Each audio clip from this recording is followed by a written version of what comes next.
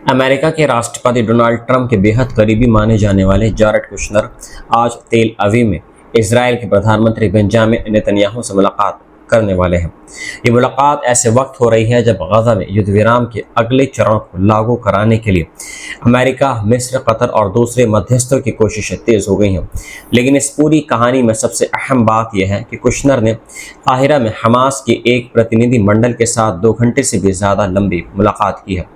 इस बैठक में हमास के वरिष्ठ नेता खलील अल हय्या ने प्रतिनिधि मंडल की अगुवाई की है। यानी एक तरफ अमेरिका इजराइल पर दबाव डाल रहा है कि वे गजा के लिए तैयार किए गए 15 सूत्री रोड मैप को आगे बढ़ाए, तो दूसरी तरफ इजराइल के प्रधानमंत्री बेंजामिन नेतन्याहू इस योजना की सबसे अहम शर्तों पर अभी भी ऐतराज जता रहे हैं। सवाल अब यह है कि आखिर अमेरिका हमास से सीधे बातचीत क्यों कर रहा है? नेतन्याहू से कुशनर की मुलाकात में क्या होने वाला है? गजा के लिए तैयार किए गए इस 15 सूत्री रोड मैप ऐसा क्या है जिस पर अमेरिका और इजराइल के बीच मतभेद सामने आ गए हैं? और सबसे बड़ा सवाल, क्या यह कूटनीतिक कोशिश गजा की जंग को वास्तव में रोक पाएगी? आइए इस पूरी खबर को सिलसिलेवार तरीके से समझते हैं। सबसे पहले बात करते हैं काहिरा में हुई उस बेहद अहम मुलाकात की। अमेरिकी प्रतिनिधि Jared Kushner, board of peace के महानिदेशक निकोलाई म्लादेनेव और ब्रिटेन के पूर्व प्रधानमंत्री टोनी ब्लेयर ने काहिरा में हमास के प्रतिनिधि मंडल से मुलाकात की है। रिपोर्ट्स के मुताबिक ये बैठक 2 घंटे से भी ज़्यादा लंबी चली है। इस प्रतिनिधि मंडल की अगुवाई हमास के नेता खलील अल हय्या ने की है। ये मुलाकात इसलिए बेहद अहम मानी जा रही है क्योंकि अमेरिका आधिकारिक तौर पर हमास को प्रतिबंधित और आतंकवादी संगठन मानता है, लेकिन इसके बावजूद अमेरिका के प्रतिनिधियों का हमास के नेतृत्व के साथ इस तरह सीधे बैठक कर बातचीत करना गजा संकट में एक बड़े कूटनीतिक बदलाव की तरफ इशारा कर रहा है। अब तक अमेरिका और हमास के बीच बातचीत ज़्यादातर मिस्र और कतर जैसे मध्यस्थों के जरिए होती रही है, लेकिन इस बार अमेरिकी प्रतिनिधियों और हमास के नेतृत्व के बीच सीधी बातचीत हुई है। मध्य पूर्व के जानकारों का कहना है कि इससे एक बात साफ होती है कि अमेरिका अब इस हकीकत को नज़रअंदाज नहीं कर सकता है कि गजा और फ़िलिस्तीनी सियासत में हमास का प्रभाव बेहद मजबूत है और मौजूदा है। दोहा इंस्टीट्यूट के मध्य पूर्व मामलों के जानकार महजूब जवेरी के मुताबिक यह बैठक इस बात को स्वीकार करने जैसी है कि हमास फ़िलिस्तीनी समाज में एक राजनीतिक ताकत है जिसे नज़रअंदाज नहीं किया जा सकता है। यानी जिस संगठन को इजराइल लंबे समय से ख़त्म करने की बात करता रहा है, उसी संगठन के प्रतिनिधियों से अब अमेरिका युद्ध के बाद के गजा और युद्ध विराम के अगले चरण पर बातचीत कर रहा है। और यही बात इजराइल के प्रधानमंत्री बेंजामिन नेतन्याहू के लिए सबसे ज़्यादा परेशानी पैदा कर रही है, क्योंकि नेतन्याहू की सरकार लंबे समय से कहती रही है कि गजा में अब तक स्थायी शांति नहीं हो जाती जब तक हमास को पूरी तरह निहत्था नहीं कर दिया जाता है। लेकिन अमेरिका का मौजूदा रवैया कुछ अलग तस्वीर दिखा रहा है। अमेरिकी कोशिश ये है कि हमास, इजराइल और फ़िलिस्तीनी प्रशासन के बीच एक ऐसा समझौता तैयार किया जाए जिसके ज़रिए लड़ाई रोकी जाए, इजरायली सेना की वापसी हो, मानवीय मदद बढ़ाई जाए और गजा में दोबारा निर्माण और नागरिक प्रशासन की शुरुआत की जाए। यही वजह है कि काहिरा में हुई बैठक को सिर्फ एक बातचीत नहीं बल्कि एक बड़े कूटनीतिक संकेत के तौर पर देखा जा रहा है। अब बात करते हैं जारेड कुशनर और बेंजामिन नेतन्याहू की होने वाली मुलाकात की। रिपोर्ट्स के मुताबिक कुशनर नेतन्याहू के सामने एक साफ संदेश लेकर पहुंच रहे हैं। अमेरिका अब इस मामले में बातचीत को फिर से शुरू करने के मूड में नहीं है। अमेरिकी प्रशासन चाहता है कि 15 सूत्री रोड मैप को जल्द से जल्द लागू किया जाए। इस रोड मैप के तहत सबसे पहले गजा में सैन्य कार्रवाई रोकने की बात है। इसके बाद हथियारों को चरणबद्ध तरीके से जमा कराने और उनके इस्तेमाल को ख़त्म करने की व्यवस्था की जानी है। इसके साथ ही इजरायली सेना की गजा से चरणबद्ध वापसी होनी है। इसके बाद गजा में एक अंतर्राष्ट्रीय स्थिरीकरण बल तैनात करने की योजना है जो सुरक्षा व्यवस्था में मदद करेगा, और इसी के साथ एक फ़िलिस्तीनी तकनीकी प्रशासन के जरिए नागरिक व्यवस्था चलाने की बात भी सामने आई है। लेकिन इस पूरी योजना की सबसे बड़ी अड़चन यही है कि इजराइल और हमास दोनों इसकी शर्तों को अलग अलग तरीके से देख रहे हैं। हमास का कहना है कि उसने रोड मैप को स्वीकार कर लिया है, लेकिन इसके लागू होने से पहले इजराइल को अपने हिस्से की प्रतिबद्ध जो उसकी शर्त है उसको पूरी करनी होगी। हमास का आरोप है कि युद्ध विराम लागू होने के बाद भी इजरायली हमले ऐसे ही जारी रहे हैं। दूसरी तरफ इसराइल का कहना है कि जब तक हमास पूरी तरह निहत्था नहीं हो जाता तब तक इजरायली सेना की पूरी वापसी संभव नहीं है। यानी विवाद का असली केंद्र है पहले कौन अपनी शर्त पूरी करेगा। क्या पहले हमास अपने हथियार छोड़ेगा और इसके बाद इजराइल पीछे हटेगा, या पहले इजरायली सेना पीछे हटेगी। युद्ध विराम पूरी तरह लागू होगा और फिर हथियारों को लेकर अगला फेज शुरू होगा। यही सवाल अब पूरे समझौते के रास्ते में सबसे बड़ी रुकावट बना हुआ है। रिपोर्ट्स के मुताबिक अमेरिका को इजराइल के रवैये से नाराजगी बढ़ रही है।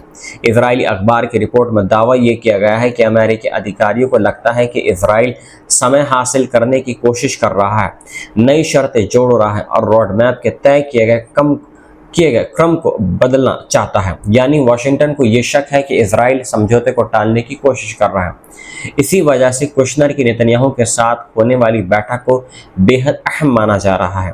कुशनर का संदेश कथित तौर पर यह है कि अब बातचीत को बार बार आगे पीछे करने का वक्त नहीं है। अमेरिका ये चाहता है कि समझौते को ज़मीन पर उतारा जाए। अमेरिका की तरफ से इजराइल पर 4 बड़े कदम उठाने के लिए दबाव बनाया जा सकता है। पहला यह है कि गजा में हमले रोकना, दूसरा है इजरायली सेना को तय की गई पीली रेखा तक पीछे हटना यानी येलो लाइन तक, तीसरा गजा में मानवीय मदद की मात्रा में बड़ा इजाफा करना और चौथा गजा के पुनर्निर्माण तथा नागरिक प्रशासन की व्यवस्था शुरू करना। लेकिन अब सवाल यह है कि नेतन्याहू इन मांगों को कितनी आसानी से स्वीकार करेंगे, क्योंकि नेतन्याहू की घरेलू राजनीति भी इस पूरे मामले में बेहद महत्वपूर्ण है। अगर नेतन्याहू हमास के खिलाफ सैन्य दबाव कम करते हैं, इजरायली सेना को पीछे हटाते हैं या ऐसा समझौता स्वीकार करते हैं जिसमें हमास को राजनीतिक रूप से पूरी तरह ख़त्म नहीं किया जाता है, तो उनके अपने राजनीतिक सहयोगियों की तरफ से विरोध बढ़ सकता है। दूसरी तरफ अगर वे अमेरिका के दबाव को नज़रअंदाज करते हैं तो वाशिंगटन और तेल अवीव के रिश्तों में तनाव बढ़ने का खतरा है, और यही इस वक्त नेतन्याहू के सामने सबसे बड़ी चुनौती है। अब सवाल ये उठ रहा है कि डोनाल्ड ट्रंप इस मामले में कितनी दिलचस्पी क्यों ले रहे हैं। मध्य पूर्व के जानकारों के मुताबिक ट्रंप प्रशासन के लिए गजा इस वक्त ऐसी जगह बन गया है जहां वह अपनी विदेश नीति की बड़ी कामयाबी दिखाना चाहता है। अगर गजा में युद्ध विराम मजबूत होता है, इजरायली सेना पीछे हटती है, मानवीय मदद पहुंचती है और पुनः निर्माण शुरू होता है, तो ट्रंप इसे अपनी बड़ी कूटनीतिक कामयाबी के तौर पर पेश कर सकते हैं, खास तौर पर ऐसे वक्त में जब अमेरिका को मध्य पूर्व के दूसरे मामलों में कई मुश्किलों का सामना करना पड़ रहा है। इसलिए गजा का मुद्दा ट्रंप प्रशासन के लिए सिर्फ एक क्षेत्रीय विवाद नहीं रहा है, बल्कि विदेश नीति की प्रतिष्ठा का सवाल भी बन गया है। इसी बीच 8 अरब और मुस्लिम देशों ने भी इजराइल के रुख पर गंभीर चिंता जताई है। सऊदी अरब, संयुक्त अरब अमीरात, मिस्र, कतर, जॉर्डन, इंडोनेशिया, पाकिस्तान और तुर्की ने संयुक्त बयान जारी करके इजराइल की तरफ से रोड मैप को अस्वीकार किए जाने की पूरी तरीके से मजम्मत की है। इन देशों ने चेतावनी दी है कि अगर इस योजना को आगे नहीं बढ़ाया गया तो गजा में जंग खत्म करने की कोशिशें पटरी से उतर सकती हैं। इस संयुक्त रुख की अहमियत इसलिए भी है क्योंकि ये सभी देश गजा संकट के समाधान में किसी न किसी रूप में भूमिका निभा सकते हैं। मिस्र और कतर पहले से ही मध्यस्थ की भूमिका निभा रहे हैं। तुर्की भी कूटनीतिक प्रयासों में सक्रिय है। सऊदी अरब और दूसरे अरब देश युद्ध के बाद गजा के पुनर्निर्माण और क्षेत्रीय स्थिरता में महत्वपूर्ण भूमिका निभा रहे हैं। लेकिन असली चुनौती अभी भी वही है, इजराइल और हमास के बीच भरोसे की भारी कमी। हमास कह रहा है कि इजराइल युद्ध विराम की शर्तों का उल्लंघन कर रहा है।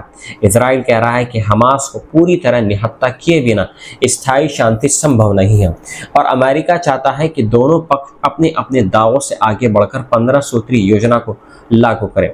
रिपोर्ट के मुताबिक युद्ध विराम लागू होने के बाद गजा में इजरायली हमलों में कम से कम 1260 फिलिस्तीनियों की मौत हो चुकी है।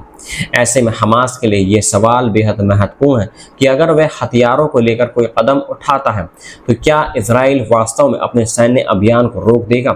दूसरी तरफ इजराइल के लिए सवाल यह है कि अगर वह सेना को पीछे हटाता है तो क्या हमास फिर से सैन्य ताकत हासिल करेगा।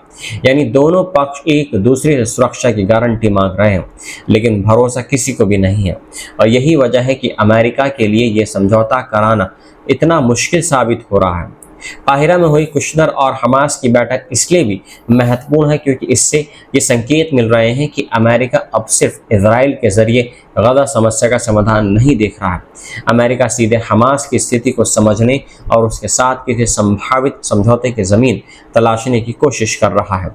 ये इजराइल के लिए एक असहज संदेश हो सकता है क्योंकि नेतन्याहू की सरकार का सबसे बड़ा दावा यही रहा है कि गजा में हमास को ख़त्म करना ही युद्ध का मुख्य उद्देश्य है। लेकिन अगर अब अमेरिका खुद हमास के साथ बातचीत कर रहा है तो यह सवाल उठना लाजमी है कि क्या हमास को पूरी तरह ख़त्म करने की इजरायली रणनीति व्यवहारिक है या फिर आने वाले वक्त में किसी न किसी रूप में हमास को फिलिस्तीनी राजनीतिक व्यवस्था का हिस्सा मानकर आगे बढ़ाना पड़ेगा। यही वह बिंदु है जहां अमेरिकी और इजरायली सोच में फ़र्क दिखाई देने लगा है। कुशनर की नेतन्याहू से मुलाकात इसी अंतर को कम करने की कोशिश हो सकती है, लेकिन ये मुलाकात आसान नहीं होने वाली है। अगर नेतन्याहू अमेरिकी दबाव के आगे झुकते हैं तो उन्हें अपनी घरेलू राजनीति में मुश्किलों का सामना करना पड़ सकता है और उनकी विदाई फिर तय है।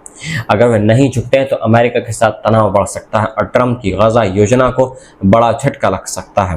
और अगर हमास अपनी शर्तों पर अड़ा रहता है तो समझौते का अगला फेज फिर से रुक सकता है। इसलिए आने वाले दिनों में 3 चीज़ों पर पूरी दुनिया की नज़र रहेगी। पहली है कुशनर और नेतन्याहू की मुलाकात के बाद इजराइल का रुख क्या होने वाला है। दूसरी यह है कि क्या गजा में हमलों को वास्तव में रोका जाए और मानवीय मदद बढ़ाई जाए।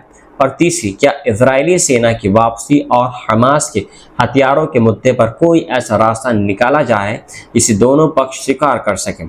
अगर इन तीनों सवालों का जवाब हाँ में आता है तो गजा में लंबे समय से चल रही तबाही को रोकने की दिशा में बड़ा कदम उठ सकता है। लेकिन अगर इजराइल और हमास अपने अपने पुराने रुख से पीछे नहीं हटते तो 15 सूत्री योजना सिर्फ कागज़ पर रह जाएगी। फिलहाल इतना ज़रूर साफ है कि काहिरा में हुई अमेरिका और हमास की सीधी बातचीत ने पूरे समीकरण को बदल दिया है।